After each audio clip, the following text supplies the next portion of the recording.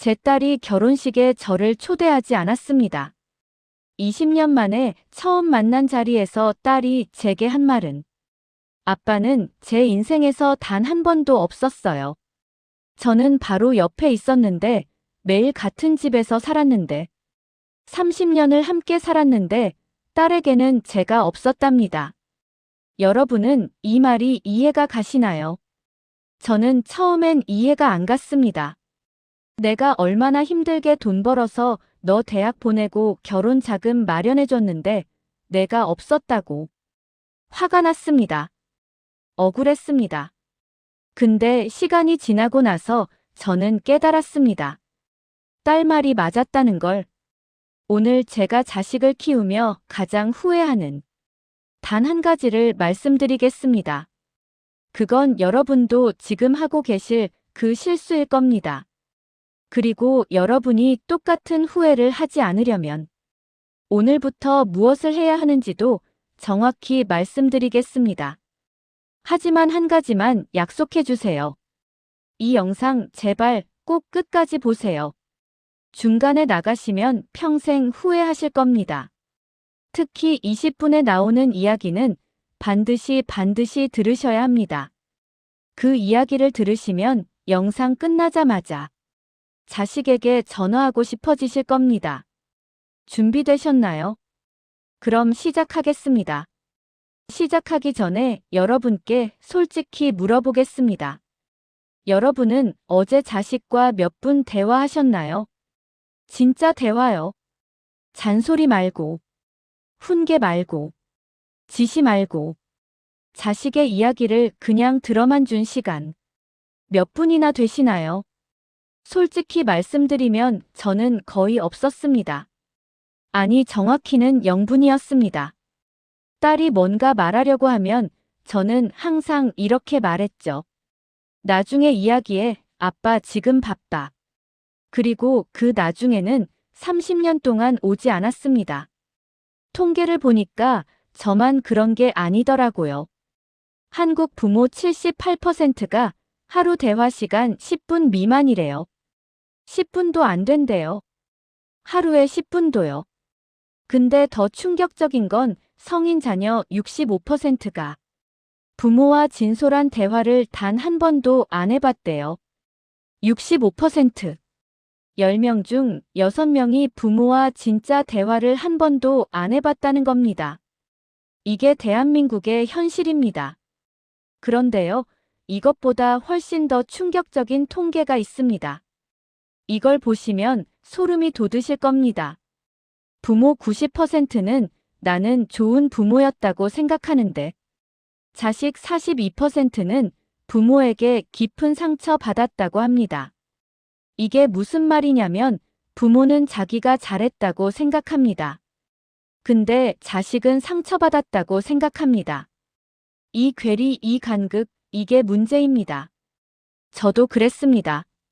저는 제가 좋은 아버지인 줄 알았습니다. 딸 대학 보냈고, 유학도 보냈고, 결혼 비용도 됐고, 집도 사줬으니까.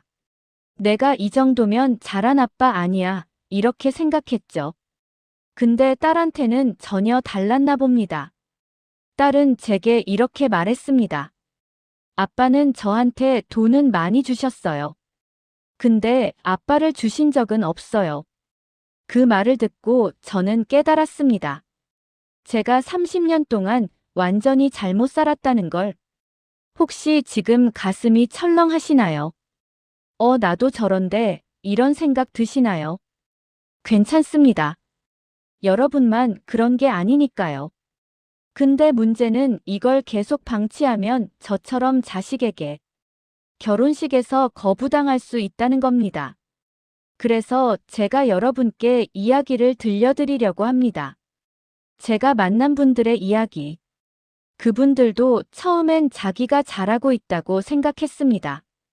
근데 너무 늦게 깨달았습니다.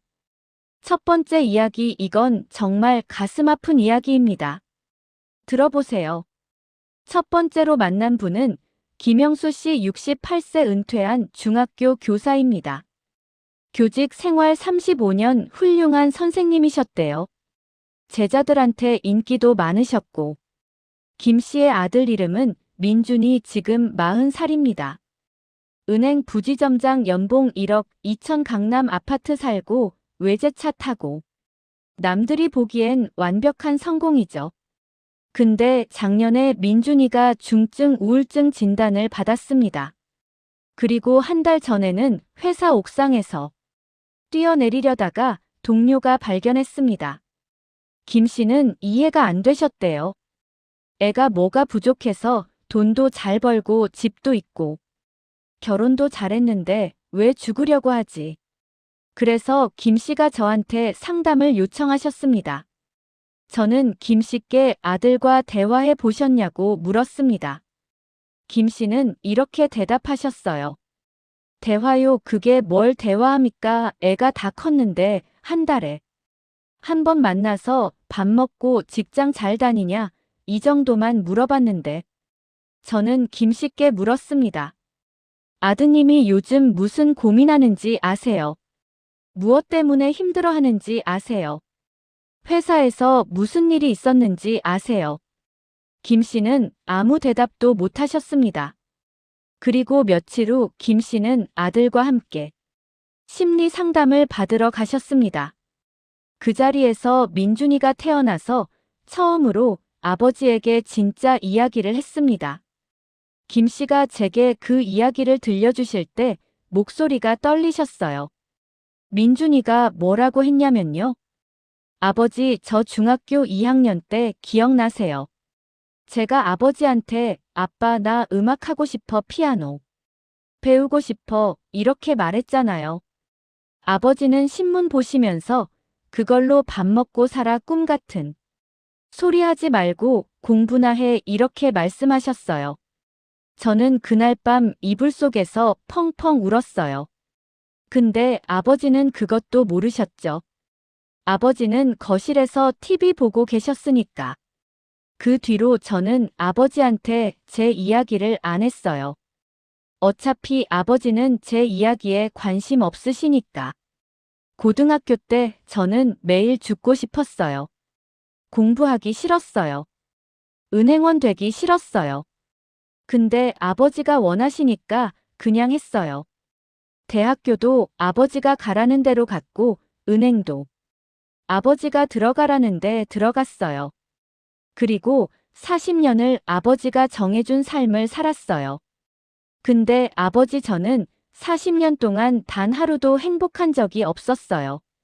매일 아침 눈 뜨면 오늘도 이 삶을 살아야 하나 이 생각밖에 안 들어요. 그게 너무 힘들어요. 차라리 죽고 싶어요. 김 씨는 그 말을 듣고 처음으로 깨달았대요. 자기가 아들의 인생을 망쳐놨다는 걸, 아들의 꿈을 죽였다는 걸. 그 자리에서 김 씨는 아들에게 처음으로 사과했습니다. 그리고 처음으로 안아줬습니다. 40년 만에 첫 진짜 대화였고, 첫 진짜 포옹이었습니다. 혹시 지금 숨이 막히시나요? 나도 우리 애한테 저랬는데, 이런 생각 드시나요? 저도 그랬습니다.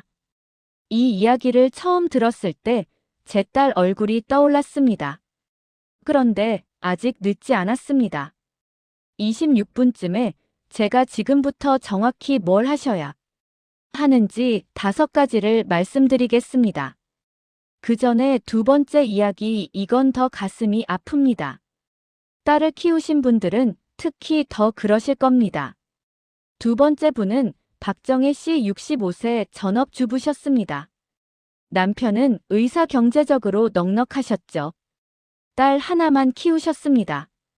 박 씨의 딸 이름은 수진이, 지금 38살, 강남에서 피부과 의사로 일합니다. 연봉 2억 5천, 강남 아파트 50평, 포르쉐 타고 외국인 남편. 남들이 보기엔 완벽한 승리자 인생이죠. 엄마 친구들 사이에서 자랑거리였대요. 근데 수진이는 지금 일주일에 3번 정신과를 다닙니다. 그리고 작년에는 병원 옥상에서 뛰어내리려다가 간호사가 발견했습니다. 박 씨는 이해가 안 되셨대요. 애가 뭐가 부족해서 돈도 많고 의사에 성공했고 남편도 좋은데 왜 죽으려고 하지? 박 씨가 제게 이렇게 말했어요. 제 딸이 어렸을 때 미술을 정말 좋아했어요. 매일매일 그림을 그렸어요. 벽에도 그리고 바닥에도 그리고 공책에도 그렸어요. 초등학교 때는 전국 미술대회에서 금상도 탔어요. 미술 선생님이 영재라고 하셨어요.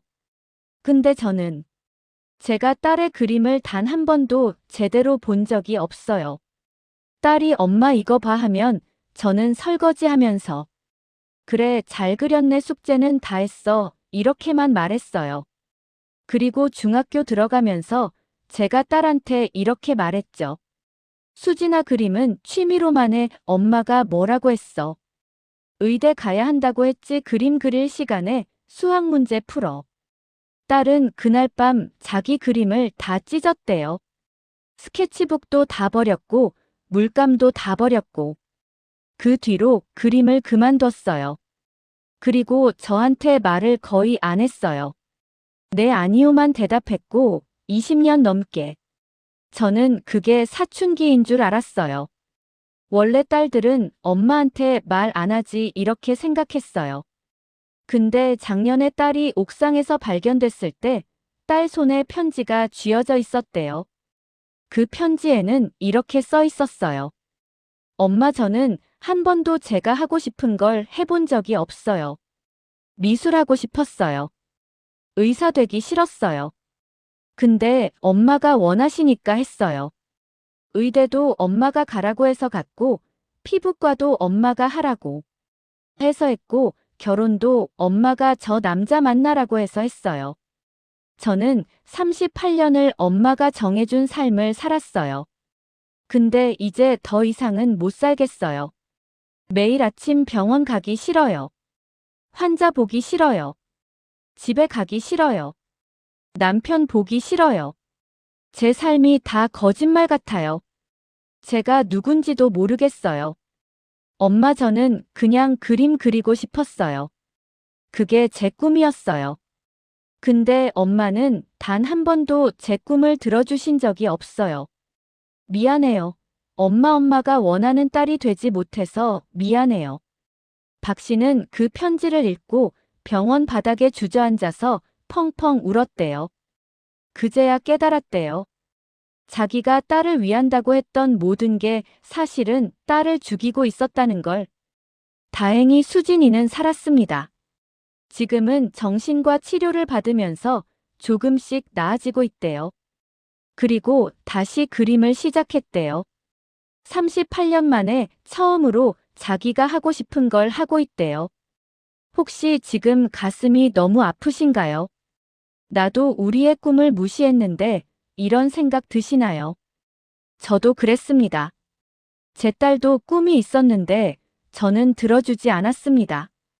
근데요, 아직 늦지 않았습니다. 수진이처럼 38살에라도 다시 시작할 수 있습니다. 26분에 제가 구체적인 방법 말씀드리겠습니다. 그 전에 세 번째 이야기 이건 정말 들으시면 충격받으실 겁니다. 재벌 회장님 이야기입니다. 대기업 회장님이십니다. 직원 5,000명, 연 매출 3조 원 대한민국에서 손꼽히는 부자시죠. 이분의 아들 올해 35 하버드 MBA 출신 지금 회사 상무입니다. 페라리 타고 강남에 100억짜리 집 삽니다. 스위스에 별장도 있고 남들이 보기엔 금수저 중에 금수저 부러움의 대상이죠. 근데 작년에 이 아들이 마약으로 구속됐습니다. 그것도 필로폰을 3년 넘게 했습니다. 언론에도 크게 나왔죠. 대기업 회장 아들 마약 난리가 났습니다. 회장님은 도저히 이해가 안 되셨대요.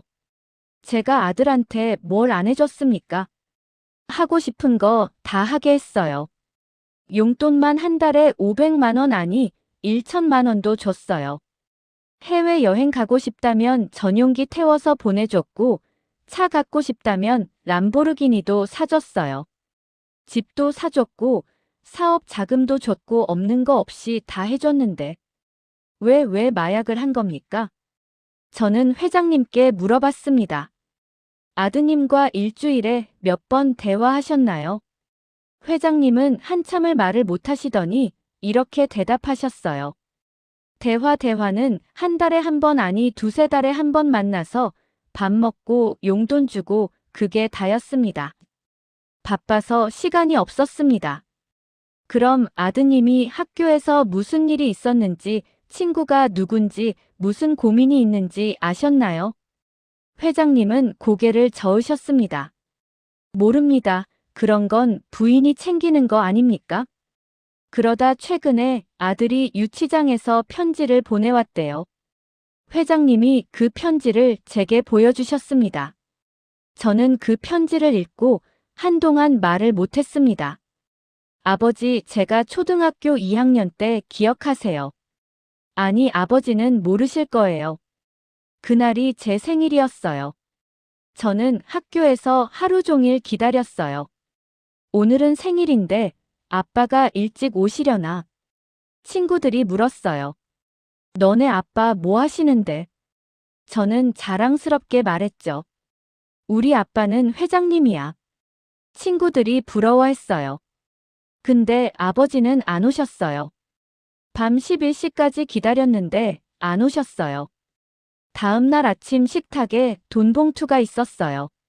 생일 축하한다. 이거 가지고 갖고 싶은 거 사라. 저는 그날 알았어요. 아버지한테 저는 돈으로 해결할 수 있는 물건이라는 걸. 초등학교 운동회 아버지 안 오셨죠.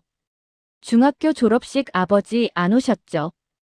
고등학교 입학식, 대학 입학식, 제 결혼식에도 아버지는 축사만 하시고 회사 일 있다고 바로 가셨죠.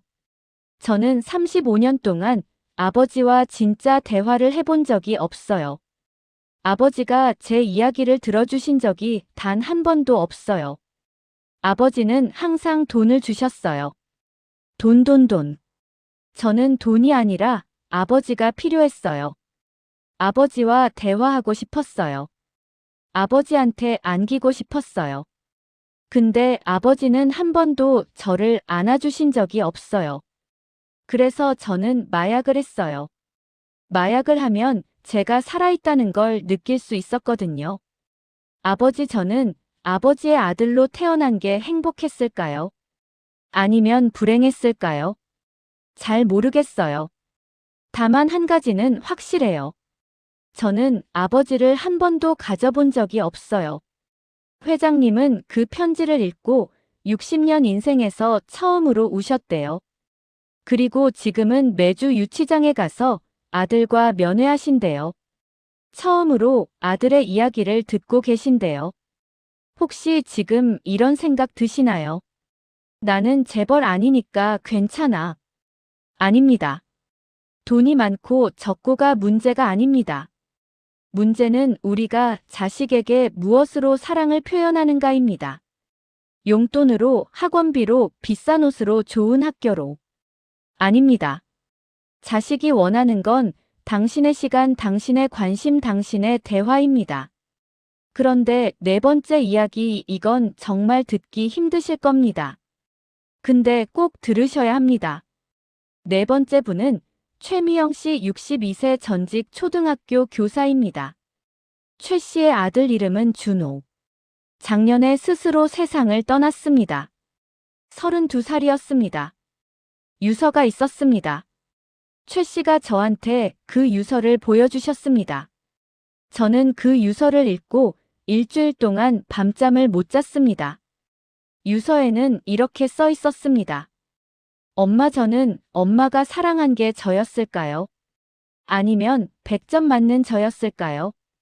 초등학교 1학년 때 저는 시험에서 100점을 맞았어요. 엄마는 웃으면서 잘했어. 우리 준호 최고야. 다음에도 100점 받자. 이렇게 말했죠. 저는 그게 좋았어요. 엄마가 웃으니까.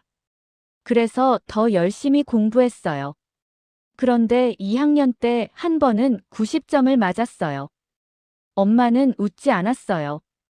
왜 10점 틀렸어? 1등은 누구야? 다음엔 꼭 100점 받아야 돼. 엄마 얼굴이 무서웠어요. 그때 저는 알았어요. 엄마가 좋아하는 건 제가 아니라 제 성적이라는 걸. 그 뒤로 저는 100점을 위해 살았어요. 저를 위해서가 아니라 엄마의 미소를 위해서. 중학교, 고등학교 항상 1등 했어요. 근데 엄마는 한 번도 수고했어라는 말을 안 했어요. 다음에도 1등 해만 했어요. 대학교는 서울대 의대 갔어요. 엄마가 원하는 곳이었죠. 근데 저는 의사가 되기 싫었어요. 저는 음악을 하고 싶었어요. 근데 엄마한테 말 못했어요. 엄마가 실망하실까봐. 그리고 의사가 됐어요. 대기업 병원 레지던트. 엄마는 자랑스러워 하셨죠. 근데 저는 매일 아침 일어나면 병원 가기 싫었어요. 환자 보기 싫었어요. 살기 싫었어요. 왜냐하면 이 모든 게 제가 원한 게 아니었으니까. 32년을 저는 단 하루도 제 인생을 산 적이 없어요. 항상 엄마가 원하는, 엄마가 자랑할 수 있는 그런 아들이려고만 했어요. 근데 엄마, 저는 궁금해요. 제가 1등 안 했으면 엄마가 저를 사랑했을까요? 제가 의사 안 됐으면 엄마가 저를 자랑스러워 했을까요? 제가 그냥 평범한 아들이었으면 엄마가 저를 사랑했을까요? 저는 그 답을 모르겠어요. 아니, 알 것 같아요. 엄마는 1등 아들을, 의사 아들을 사랑하셨지 저를 사랑하신 게 아닐 거예요. 그래서 더 이상 살고 싶지 않아요. 미안해요, 엄마. 엄마가 원하는 아들이 되지 못해서. 아니, 엄마가 원하는 아들만 되려고 해서 미안해요. 저는 이 유서를 읽고 며칠 동안 밥을 못 먹었습니다. 왜냐하면 저도 제 딸에게 똑같이 했거든요. 여러분, 지금 가슴이 너무 아프시죠? 숨이 막히시죠? 저도 그래요. 이제 제 이야기를 해야 할 것 같아요. 처음에 말씀드렸죠. 제 딸이 결혼식에 저를 초대하지 않았다고.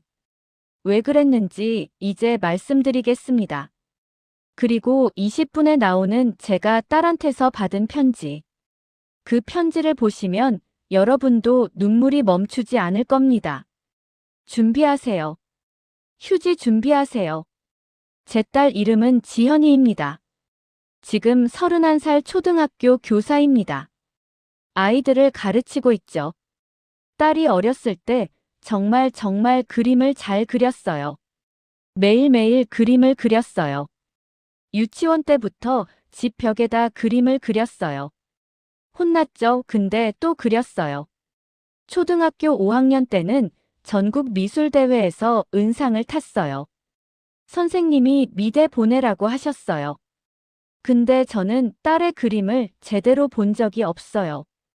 초등학교 5학년 제 생일날이었어요. 딸이 제 생일 선물로 그림을 그려왔어요. 저를 그린 그림이었어요. 딸이 말했죠. 아빠, 이거 봐. 일주일 동안 그렸어.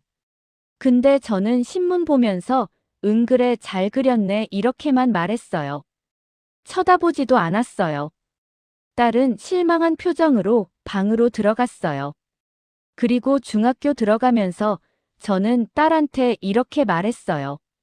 지현아, 그림은 취미로만 해. 넌 공부 잘하잖아. 엄마 아빠가 뭐라고 했어? 서울대 가자고 했지. 그림 그릴 시간에 수학 문제 풀어. 딸은 그날 밤 자기 그림을 다 찢었어요. 나중에 알았어요. 그날 밤 딸이 이불 속에서 울었다는 걸. 근데 저는 몰랐어요. 아니, 알려고 하지 않았어요. 그 뒤로 딸은 저한테 말을 거의 안 했어요. 네, 아니요만 대답했죠. 고등학교 때도 대학교 때도 딸은 제게 거의 말이 없었어요. 저는 그때 원래 딸들은 사춘기 지나면 아빠한테 말 안 하지 이렇게 생각했어요. 제 잘못인 줄도 모르고. 그리고 작년에 딸이 결혼한다고 했어요. 저는 기뻤죠. 드디어 우리 딸도 시집 가는구나. 근데 딸이 이렇게 말했어요. 아빠, 결혼식에 안 오셔도 돼요.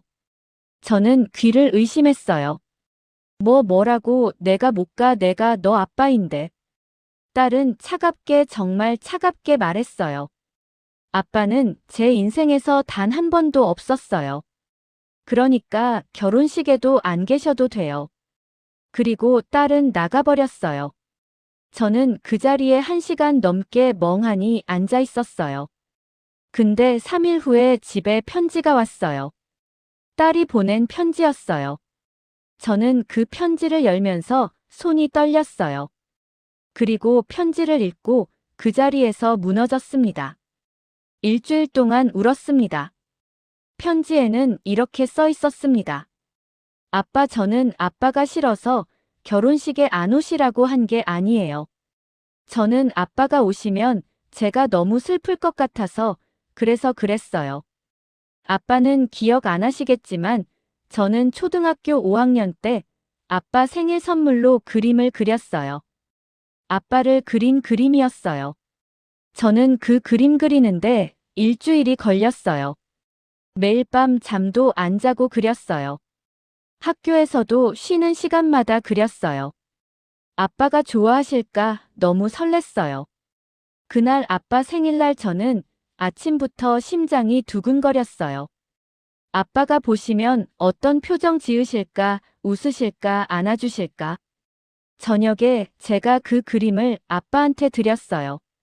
근데 아빠는 신문 보시면서 쳐다보지도 않으시고 그래만 하셨어요. 저는 그날 방에 들어가서 그 그림을 다 찢어버렸어요. 그리고 펑펑 울었어요. 아빠는 제 그림이 관심 없으시구나. 아빠는 저에게 관심 없으시구나. 그렇게 생각했어요. 그 뒤로 저는 아빠한테 아무 말도 하지 않았어요. 어차피 아빠는 제 이야기에 관심 없으시니까요. 20년을 저는 아빠와 대화를 안 했어요. 아니, 못했어요. 무슨 말을 해야 할지 모르겠었어요. 근데 아빠 지난달에 엄마가 돌아가시고 유품 정리를 하다가 저는 뭔가를 발견했어요. 그건 제가 찢어버린 그 그림이었어요. 엄마가 그 그림을 쓰레기통에서 주워서 테이프로 하나하나 붙이셨어요.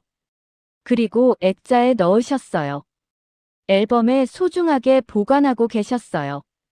그림 뒤에 엄마가 쓰신 메모가 있었어요. 지현아, 아빠는 표현을 못하시는 분이야. 근데 엄마는 알아. 아빠가 내가 그린 그 그림을 매일 밤 꺼내서 보셨어. 아빠, 서재 서랍 열어봐. 내가 어렸을 때 그린 그림이 가득 들어있을 거야. 아빠는 내 그림을 버린 적이 단 한 번도 없어.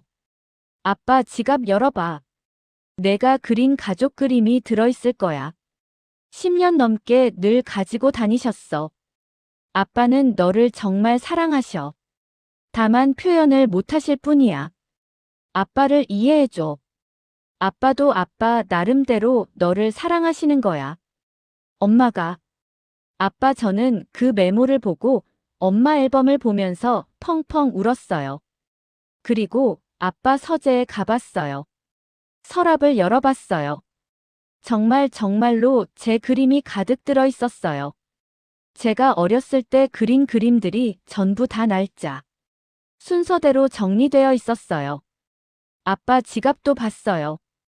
제가 6살 때 그린 가족 그림이 낡고 닳아서 거의 찢어질 것 같은데 아직도 들어 있었어요. 아빠, 제가 몰랐어요. 아빠가 저를 이렇게 사랑하고 계셨다는 거. 제가 아빠를 오해했어요. 아빠는 저를 사랑하고 계셨는데 제가 그걸 몰랐어요.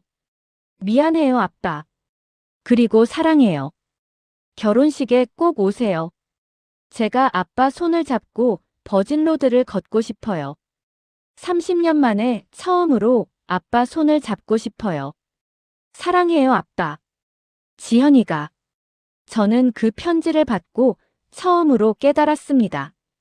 사랑은 마음만으로는 안 된다는 걸, 표현해야 한다는 걸, 말해야 한다는 걸, 보여줘야 한다는 걸. 근데 아직 늦지 않았습니다. 제가 그랬듯이 여러분도 지금부터 시작하시면 됩니다. 지금부터 정확히 무엇을 하셔야 하는지 말씀드리겠습니다. 결혼식 날 저는 딸의 손을 잡고 버진로드를 걸었습니다. 30년 만에 처음으로 딸의 손을 잡았습니다. 딸의 손은 따뜻했습니다. 부드러웠습니다. 그리고 딸이 제 귀에 속삭였습니다. 아빠 사랑해요. 저는 그 순간 30년 만에 처음으로 딸에게 말했습니다. 지현아, 아빠도 너를 정말 사랑해. 미안해 표현을 못해서 정말 미안해. 그리고 고마워. 지금은 딸과 매주 통화합니다. 매주 만납니다. 밥도 먹고 산책도 하고. 그냥 딸의 이야기를 듣습니다. 학교에서 무슨 일이 있었는지, 아이들이 어땠는지, 무슨 고민이 있는지. 그냥 들어줍니다. 그리고 매번 헤어질 때 말합니다. 사랑해, 지현아. 30년 늦었지만 지금이라도 시작해서 정말 다행입니다. 그리고 제가 또 한 분을 만났습니다. 김철수 할아버지 72세 퇴직 후에 손자들을 돌보고 계십니다. 할아버지는 제게 이렇게 말했어요. 저는 제 자식들한테 후회가 정말 많습니다. 대화를 안 했고 사랑한다는 말도 안 했고 항상 바빴다고만 했죠. 아들이 음악하고 싶다고 했을 때 저는 반대했어요. 딸이 미술하고 싶다고 했을 때 저는 무시했어요. 그래서 지금 아이들과 관계가 좋지 않습니다.